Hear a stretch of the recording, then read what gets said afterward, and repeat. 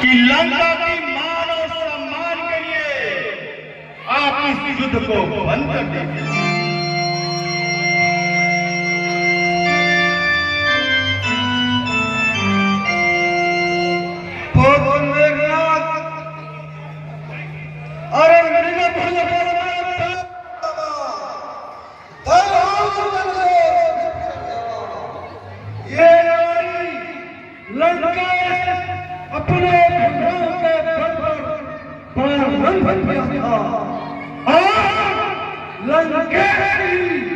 इस युद्ध का अंत करेगा और रही तुम्हारी बात, तुम तो बहुत ही प्रसिद्ध योद्धा हो।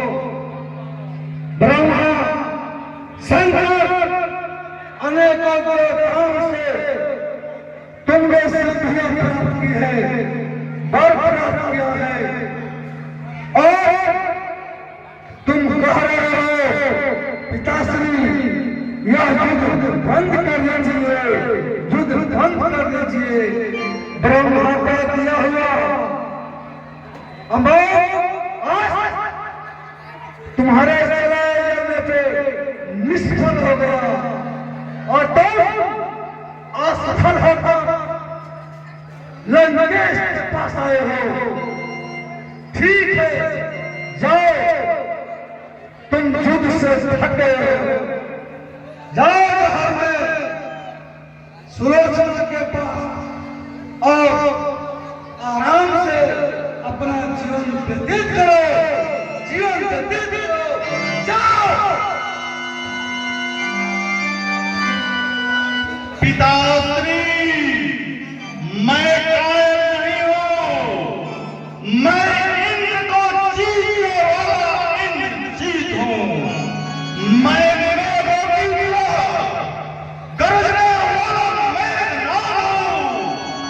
मैं बाबा की तरह बरसने वाला अन्ननाद हूं। पिताश्री, मैं आज युद्ध करूंगा, न भूले न न भविष्य न मारे, न भूत कोई ऐसा युद्ध किया है, न भविष्य काल में कोई ऐसा युद्ध करेगा, न देखा है देखेगा, सुना है न सुनेगा। मुझे युद्ध भूमि में जाने का आदेश है।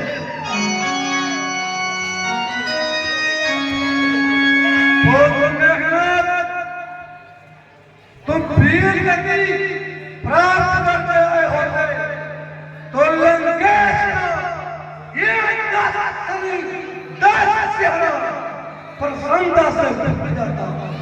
देखो फूल बरसाते, लेकिन तुम कहे भातिया का मुझको शिक्षा दे रहे हो। ये बात लंकेश को अच्छा नहीं लग रहा है। जाओ, एक बार पुनः युद्ध भूमि में मैं तुमको मौका दे रहा हूँ। तुम्हारी इच्छा हो तो युद्ध करना, युद्ध करने की इच्छा नहीं हो जाके रंग महल में आराम करना। पिताश्री, मैं आपसे एक बात अवश्य कहना चाहता हूं। अगर मैं युद्ध भूमि में मेरी विजय हुई तो समझ लेना लंका का मान और सम्मान बढ़ गया है। अगर मेरी पराजय हुई तो यह भी समझ लेना कि इस लंका में कोई भी बचने वाला नहीं है। मैं अंतिम बार मैं आपको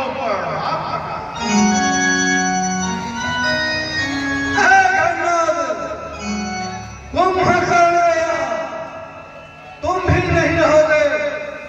ये जितने बैठे मेरे सभासद हैं, सब मेरा परिवार है।